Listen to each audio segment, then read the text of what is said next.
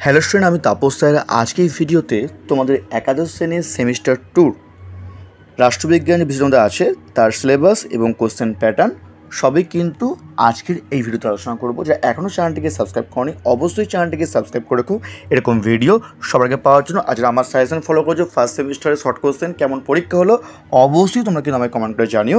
তোমাদের প্রথম সেমিস্টার রাষ্ট্রবিজ্ঞানে কেমন তোমাদের পরীক্ষা হলো, যারা আমার সাজেশন ফলো করেছে তার কেমন পরীক্ষা হলো। ঠিক আছে, তো দেখো তোমাদের প্রথমে তোমাদের যে ইংলিশ ভার্সন অর্থাৎ তোমাদের যে ইংলিশে তোমাদের যে সিলেবাস তোমাদের দেওয়া আছে সেটাকেই আমি তোমাদের কিন্তু বাংলায় তোমাদের সঙ্গে কিন্তু আলোচনা করছি।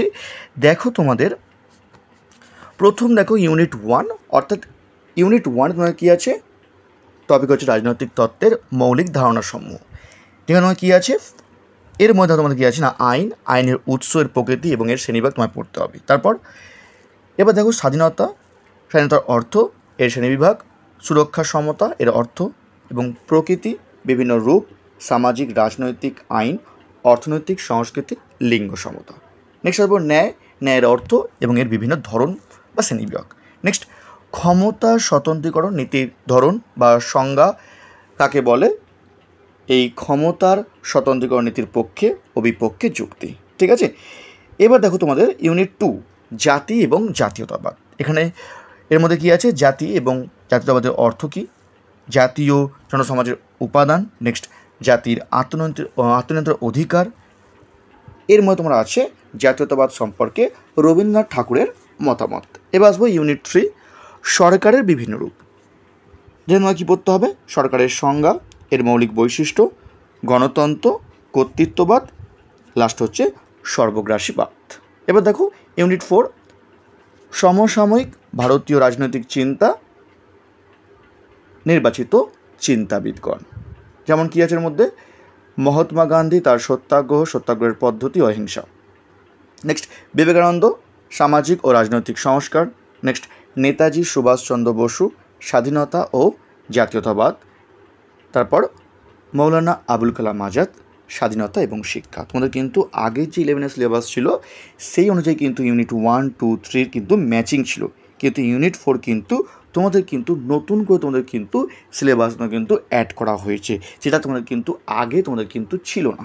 ঠিক আছে, এবার দেখো ইউনিট 5 দেখো তোমাদের মৌলিক অধিকার। যেটা তোমার কী পড়তে হবে, মৌলিক অধিকারের অর্থ, এর প্রকারভেদ, নির্দেশমূলক নীতি, ভারতীয় নাগরিকদের মৌলিক কর্তব্য। এটা ইউনিট 5 তোমাদের আছে। এই টপিক তোমাদের কিন্তু আগে যে ক্লাস 11 যে সিলেবাস তোমাদের ছিল তার সঙ্গে ম্যাচিং আছে, তো এটা একই। ঠিক আছে, নেক্সট দেখো ইউনিট 6 নির্বাচন এবং প্রতিনিধিত্ব। এখানে কি আছে, ভারতের নির্বাচন কমিশন, তার কার্যাবলী, তার গঠন এবং কি আছে সমানুপাতিক প্রতিনিধিত্ব এবং সংখ্যাগরিষ্ঠ পদ্ধতি। তো এগুলো তোমাদের কিন্তু ইউনিট 6 মধ্যে কিন্তু আছে। তো এই ছিল তোমাদের পলিটিক্যাল সায়েন্সের যে সিলেবাস। এবার দেখব কোশ্চেন প্যাটার্ন কোথা থেকে কত নম্বর প্রশ্ন। দেখো ইউনিট 1 মানে প্রথম অধ্যায় মার্কস 2 কিন্তু একটি প্রশ্ন আসবে এবং মার্কস 6 কিন্তু একটি প্রশ্ন আসবে, অর্থাৎ প্রথম অধ্যায় থেকে কিন্তু 8 নম্বরের প্রশ্ন আসবে টোটাল। নেক্সট দেখো ইউনিট 2 দেখো অর্থাৎ দ্বিতীয় তোমার দেখো মার্কস 2 একটি প্রশ্ন আসবে এবং তোমাদের কিন্তু মার্কস 4 কিন্তু একটি প্রশ্ন আসবে, টোটাল কিন্তু 6 নম্বর। নেক্সট পরের তোমাদের ইউনিট 3 অর্থাৎ তৃতীয় অধ্যায় কী হয়, তোমাদের 2 নম্বরে একটি প্রশ্ন আসবে এবং 6 নম্বরে তোমাদের কিন্তু একটি প্রশ্ন আসবে, টোটাল কিন্তু 8 নম্বর এই অধ্যায় থেকে প্রশ্ন আসবে। তারপর দেখো ইউনিট 4 অর্থাৎ চতুর্থ অধ্যায় মার্কস 6 কিন্তু একটি প্রশ্ন আসবে, টোটাল 6 নম্বর এখানে। তারপর দেখো ইউনিট 5 যেখানে তোমাদের কী আছে, তোমাদের 2 নম্বরের একটি এবং 4 নম্বরের একটি, টোটাল তোমাদের কিন্তু এখান থেকে 6 নম্বর পরীক্ষা আসবে। লাস্ট দেখো ইউনিট 6 এখানে তোমার কী আছে, 2 নম্বরের একটি এবং 4 নম্বর তোমাদের কিন্তু একটি, টোটাল 6। এইভাবে তোমাদের কিন্তু 40 নম্বর তোমাদের কিন্তু পরীক্ষা হবে। আর তোমাদের কিন্তু 10 নম্বর তোমাদের যেমন প্রজেক্ট হয় তেমন তোমাদের প্রজেক্ট তোমাদের কিন্তু করতে হবে। আর খুব তাড়াতাড়ি তোমার জন্য কিন্তু আমি সাজেশান পার্ট টু পার্ট নিয়ে আসবো। এরকম ভিডিও কিন্তু পাওয়ার জন্য কিন্তু অবশ্যই তোমাদের কিন্তু চ্যানেলটিকে সাবস্ক্রাইব করে রাখতে হবে। তো আজকের মতো এটুকুই, খুব তাড়াতাড়ি তোমাদের জন্য সাজেশান এবং তোমাদের ইম্পর্টেন্ট প্রশ্নের কিছু উত্তর অবশ্যই কিন্তু নিয়ে আসবো। তার জন্য বলবো অবশ্যই চ্যানেলটিকে সাবস্ক্রাইব করে রাখো। তো আজকের মতো এটুকুই।